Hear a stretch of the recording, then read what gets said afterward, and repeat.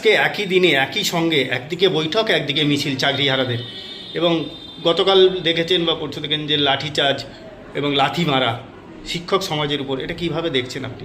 দেখুন, ব্যাপারটা হচ্ছে রাজ্য সরকারের ব্যর্থতার জন্যই যারা আজকে যোগ্য তারাও আজকে চাকরিচ্যুত হলো।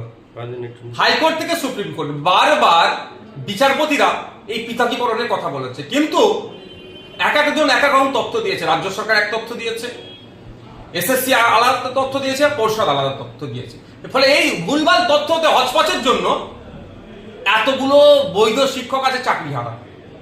আজকে অনেক কথা বলছেন, কিন্তু আমি বলছি সম্পূর্ণ দায়ভার রাজ্য সরকারকে নিতে হবে।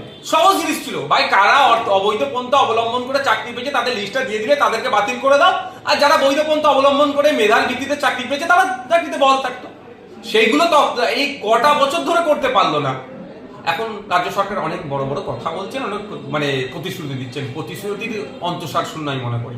তার